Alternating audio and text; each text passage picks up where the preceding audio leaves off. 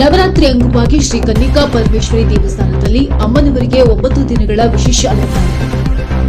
ಪಟ್ಟಣದ ಕನ್ನಿಕಾ ಪರಮೇಶ್ವರಿ ದೇವಾಲಯ ಸಭಾಂಗಣದಲ್ಲಿ ಏರ್ಪಡಿಸಿದ್ದ ಸುದ್ದಿಗೋಷ್ಠಿಯ ಅಧ್ಯಕ್ಷತೆಯನ್ನು ವಹಿಸಿ ಕನ್ನಿಕಾ ವಿದ್ಯಾಪೀಠದ ಅಧ್ಯಕ್ಷ ಎಂಜಿ ಸುಧೀರ್ ಮಾತನಾಡಿದರು.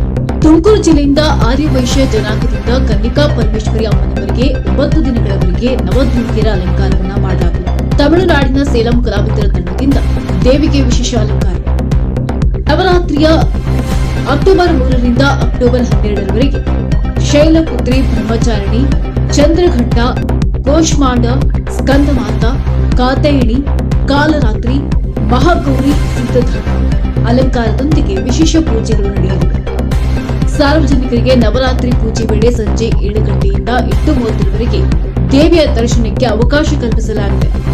ರಾತ್ರಿ 8:30ಕ್ಕೆ ಮಹಾಮಂಗಳಾರತಿ ಮತ್ತು ಪ್ರಸಾದ ವ್ಯವಸ್ಥೆ ಕಲ್ಪಿಸಲಾಗಿದೆ. 10ರಂದು ನಡೆಯುವ ನವರಾತ್ರಿ ಪೂಜೆಯಲ್ಲಿ ವಾಸವಿ ಜನಾಂಗದ ಮಹಾಸ್ವಾಮೀಜಿಗಳಾದ ಸಚ್ಚಿದಾನಂದ ಸರಸ್ವತಿ ಸ್ವಾಮೀಜಿಗಳು ಆಗಮಿಸಿ ಸಂಜೆ 6ಕ್ಕೆ ಪ್ರವಚನ ನೀಡಲಿದ್ದಾರೆ. ಪ್ರತಿದಿನವೂ ವಾಸವಿ ಮಹಿಳಾ ಮಂಡಳಿಯಿಂದ ಸಂಜೆ 7 ಗಂಟೆಯಿಂದ 8 ಗಂಟೆಯವರೆಗೆ ಭಜನೆ ಮತ್ತು ಸಾಂಸ್ಕೃತಿಕ ಕಾರ್ಯಕ್ರಮಗಳು ನಡೆಯಲಿವೆ. ಈ ಧಾರ್ಮಿಕ ಕಾರ್ಯಕ್ರಮಗಳಿಗೆ ಸಾರ್ವಜನಿಕರು ಹೆಚ್ಚಾಗಿ ಭಾಗವಹಿಸುವಂತೆ ವಾಸವಿ ಯುವ ಜನ ಸಂಘ ಮತ್ತು ಆರ್ಯವೈಶ್ಯ ಮಂಡಳಿಯವರು ಮನವಿ ಮಾಡಿದ್ದಾರೆ. ಉತ್ಸವ ಅಂತ ಮಾಡ್ತಾ ಇದ್ದೀವಿ. ಇಷ್ಟು ವರ್ಷ ಯಾವತ್ತೂ ಮಾಡಿರಲಿಲ್ಲ ಈ ಥರ. ಈ ವರ್ಷ ಅದ್ದೂರಿಯಾಗಿ ಸೇಲಂನಿಂದ ಬರ್ತಾ ಇದ್ದಾರೆ. ಅದಕ್ಕೆಲ್ಲ ಡೆಕೋರೇಷನ್ ಮಾಡೋದಕ್ಕೆ ಫ್ಲವರ್ ಡೆಕೋರೇಷನ್ ಇದೆಲ್ಲ ಅಲ್ಲಿಂದ ಬರ್ತಾ ಇದ್ದಾರೆ. ಭಾಳ ಅದ್ದೂರಿಯಾಗಿ ಮಾಡಬೇಕು ಅಂತ ನಾವು ಇದು ಮಾಡ್ತಾ ಇದ್ವಿ. ಅದಕ್ಕೋಸ್ಕರ ಅಲಂಕಾರ ಇರುತ್ತೆ. ಒಂದೊಂದು ದಿನನೂ ಒಂದೊಂದು ಥರ ಅಲಂಕಾರಗಳು ಚೇಂಜ್ ಮಾಡ್ತಾ ಇರ್ತೀವಿ. ಸರಸ್ವತಿ, ದುರ್ಗಿ ಆ ಥರ ಒಂದೊಂದು ಥರ ಇರುತ್ತೆ. ಪ್ರತಿದಿನ ರಾತ್ರಿ 8 ಗಂಟೆಗೆ ಮಹಾಮಂಗಳಾರತಿ ಇರುತ್ತೆ. 8 ಗಂಟೆ ಮಹಾಮಂಗಳಾರತಿ ಆದಮೇಲೆ ಪ್ರಸಾದ ವಿನಿಯೋಗ ಇರುತ್ತೆ.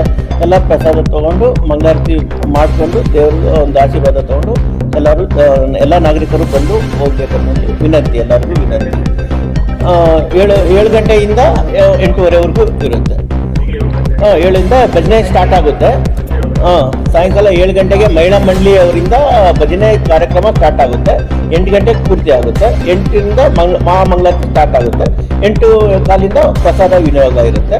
ಎಲ್ಲ ಪ್ರಸಾದ ಮುಗಿಸ್ಕೊಂಡು ಮುಕ್ತಾಯ ಆಗುತ್ತೆ. ಸಚ್ಚಿದಾನಂದ ಸರಸ್ವತಿ ಸ್ವಾಮೀಜಿಯವರು ಬರ್ತಾ ಇದ್ದಾರೆ. ಅಧ್ಯಕ್ಷರು ಅವತ್ತು ನಮ್ಮ ಆರ್ಯವೈಶ್ಯ ಬಂಧುಗಳು ಹೆಚ್ಚಿನ ರೀತಿ ಇರುತ್ತಾರೆ. ಅದೊಂದು ಅವತ್ತಿನ ದಿವಸ ಒಂದು ವಿಶೇಷ ಕಾರ್ಯಕ್ರಮ ಇರುತ್ತೆ. ಇದೇ ಕಾರ್ಯಕ್ರಮಕ್ಕೆ ಅವರು ಆಗಮಿಸಿದ್ದಾರೆ.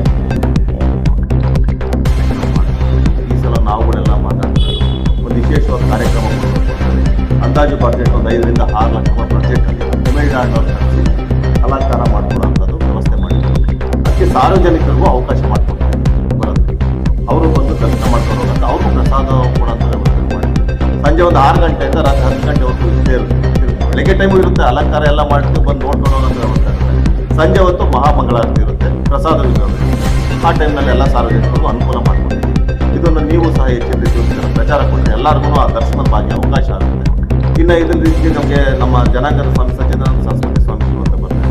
ಅವರು ಸಹ 10ನೇ ತಾರೀಕು ಬಂದು ಇದನ್ನೆಲ್ಲ ನೆರವೇರಿಸಿ ಅವ್ರ ಕೈಯಿಂದಲೇ ನೆರವೇರಿಸಿ ಪ್ರಾರಂಭ ಮಾಡಬೇಕು ಅಂತ ಇಷ್ಟೆಲ್ಲ ಕಾರ್ಯಕ್ರಮ ಹಮ್ಮಿಕೊಂಡಿದ್ದೀವಿ.